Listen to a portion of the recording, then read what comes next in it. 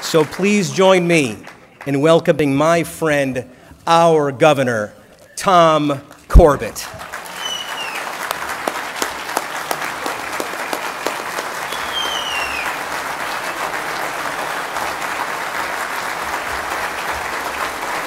Thank you, David. Thank you all.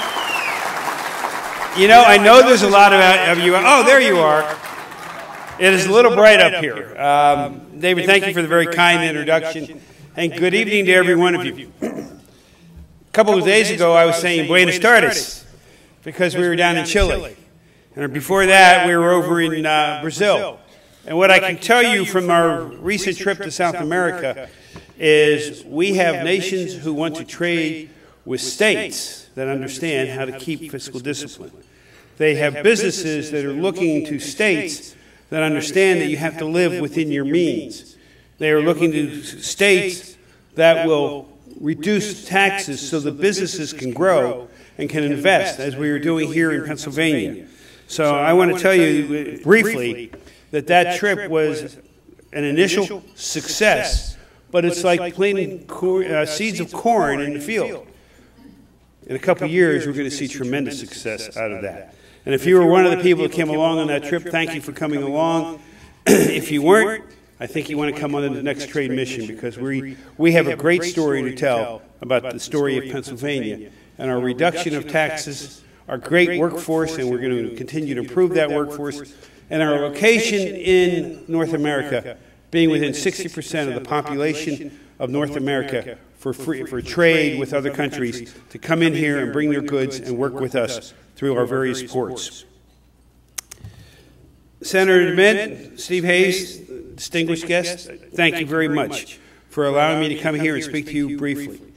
As you heard, I just came back from that trade mission, so I'm not going to stay here tonight. I'm trying to remember if it's Thursday, Friday, Saturday, or Sunday at this point.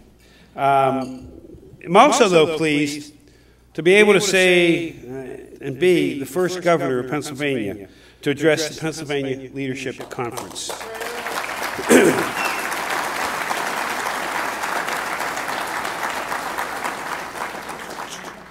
2.5 years ago, when campaigning for this office, I laid out an agenda very different from that of the prior administration.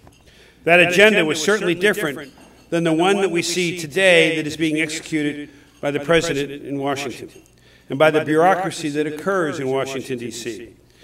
That bureaucracy is bent on raising your taxes and spending more money than we have. I promised then that we'd keep your taxes low. And in fact, in some cases, we have reduced your taxes. We have gone to a single sales factor in the corporate net income tax. We have started the complete phase-out by the end of next year of the capital stock and franchise tax. And if you're a farmer, we eliminated the inheritance tax on the family farm. That's the right direction to go.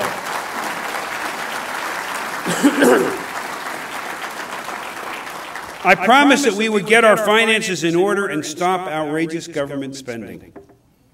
You know, sometimes when you tell people what you're going to do, they don't believe you're going to do it. But we did. And guess what? Now some of them are mad. Okay? I understand that. When you've had somebody saying, here, take more, take more, take more, and then somebody comes in like myself and says, whoa, we don't have that money. Let's help you find a job. Let's create a better environment for you to find a job. Let's work with business as a partner, not as an adversary.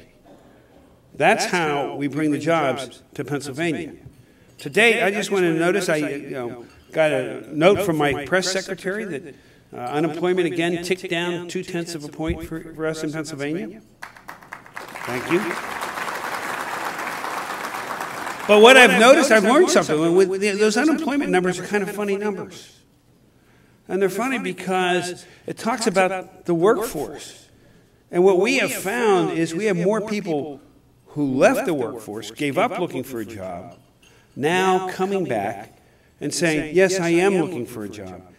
That's important. They may have given up, now they're looking for a job. In the last 2 years, we have created over 113,000 private sector jobs in Pennsylvania.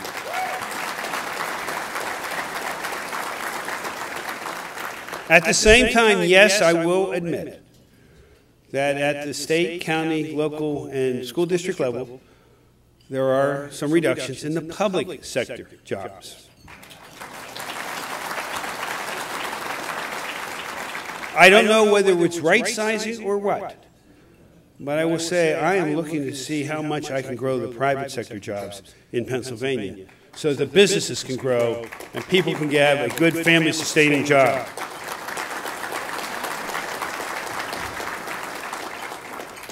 We erased a $4.2 billion deficit, signed an on-time budget 2 years in a row, balanced it at the same time, not by placing the burden on the taxpayers and on your families, but by making government run more efficiently, and we have room to go, and tightening our belt.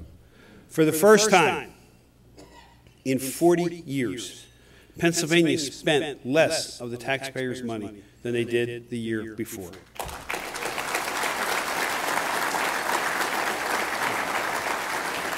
I have made the tough decisions, and the legislature is working with me on those. They're tough decisions, but they're the ones that are necessary in order to build the future, not just for us, but for our children and for our grandchildren. And recently, about 17 months ago, my daughter adopted a little 2-day-old baby boy. Okay? Liam, he's about, and I'm going to do it on both sides so you can see, he's about this big at 18 months. I don't know which sport he's going to play, but he's also going to play the piano. We're talking about his future and your grandchildren and their grandchildren's future in this country. So what am I doing? I'm prioritizing where and how we spend our money. We're working harder in state government. We're working smarter with less of your hard-earned salaries that have come to Pennsylvania.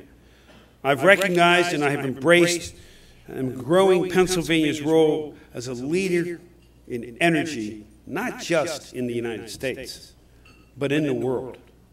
And I want you to think about that. We can now be a leader in the world. Thank you. Thank you, Luma. In my trip to Chile, all that the president of Chile wanted to talk to me about, not quite all, but 70% of the hour conversation was about the energy that Pennsylvania has and how can we form a relationship that we can help them grow because they're energy starved, while at the same time help the trade balance here in Pennsylvania. And we can demonstrate that we are that energy leader. We're the second largest energy field in the world. Right now in the United States, we're the 5th largest producer. Texas, get ready, we're going to pass you up.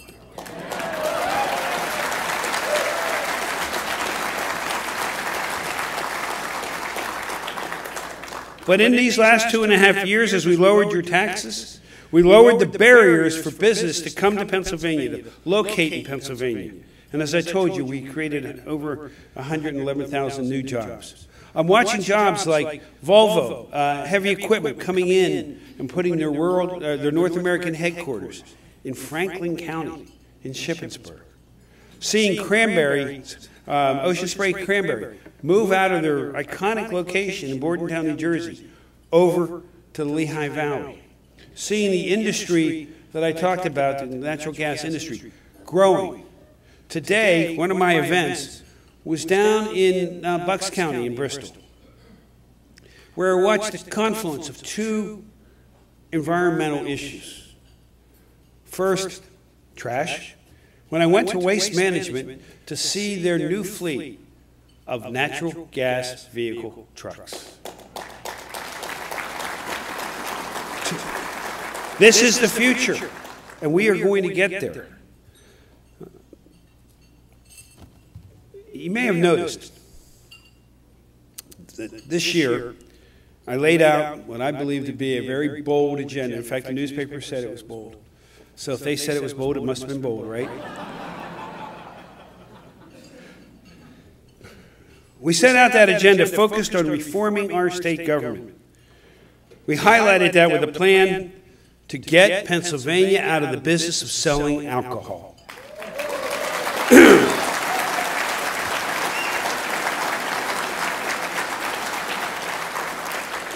As you know, in Pennsylvania, our hands are tied. whether it's a party or an event or just a dinner with your family and friends and neighbors, if you want to have beer, wine, and liquor, you've got to make 3 separate stops. When we were in Sao Paulo, which, by the way, is a huge city, 23 million people, we walked into a bodega 3 doors from our hotel. The bodega was maybe twice the size of this stage. Guess what they had? Beer, wine, and liquor. They had that freedom there. We have the freedom across the way in New Jersey, down in Delaware, yet we don't. It is time to get us out of the business of selling alcohol.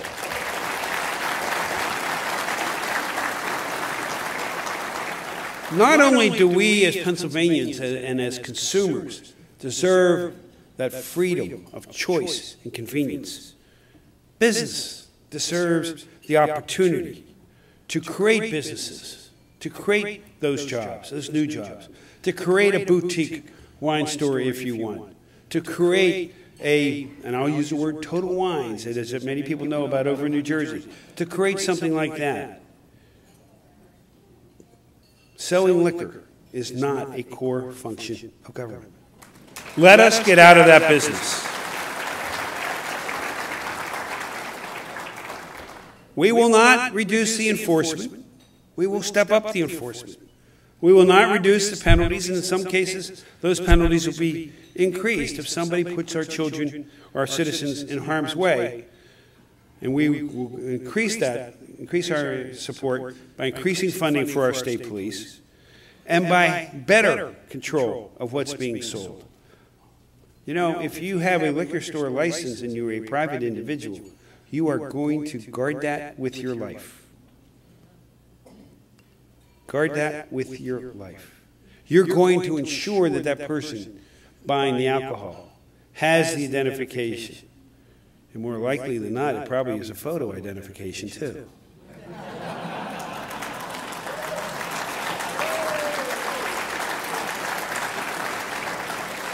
I'll bet it's a driver's license. And it'll be scanned into the system so we'll know who's buying it and if they are of age. That's what I think we should do. And you know, I made a proposition. I said, if we sell it, and we sell it the way that we want to do it, it's going to raise about $1 billion one-time money.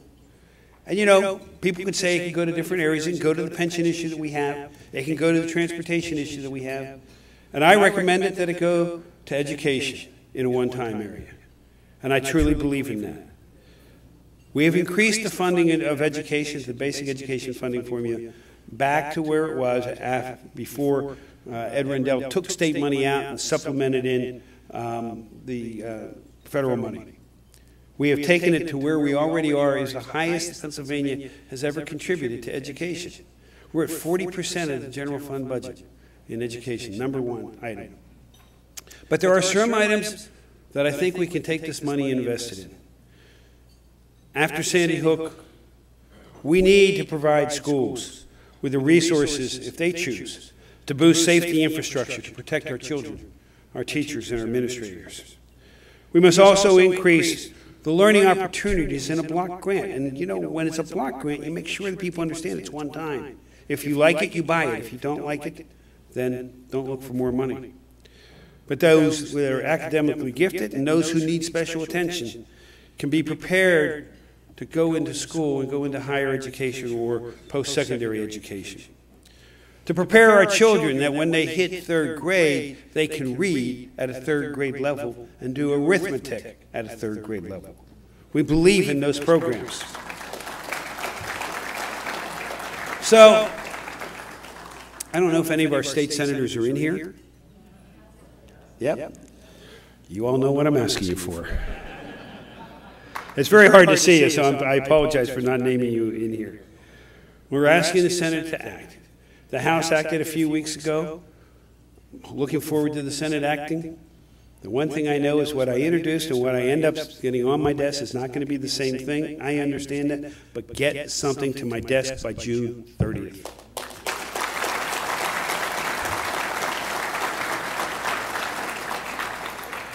You know, David mentioned Governor Rendell. Yeah, he liked to say also that it wasn't possible to balance a budget, lower taxes, and create prosperity and jobs all at once. He was wrong. We've already done it. After I signed my no tax pledge, in fact, and you may remember this, after I signed my no tax pledge, he said, I should have my head examined. And he wasn't alone. I don't think any of you said that in here. Many in the old Harrisburg crowd can't understand why I just don't understand how Harrisburg works. I haven't from the day I walked here as Attorney General. We are changing it. Some of the Harrisburg crowd who have a natural instinct that we should just raise taxes when the government wishes to spend more money. But those ways of doing things, I believe, is over in Pennsylvania.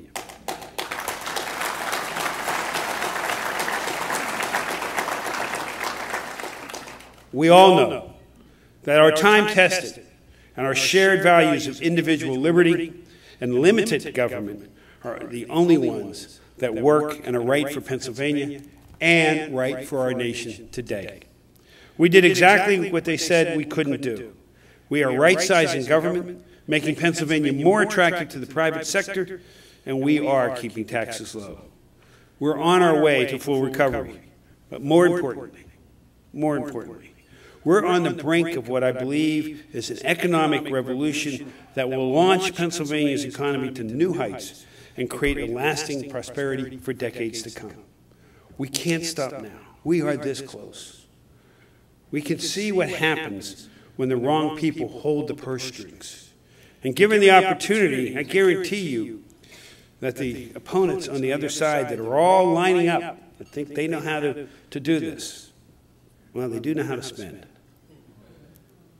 I guarantee you that they will dust off that relic from an era of reckless state government spending.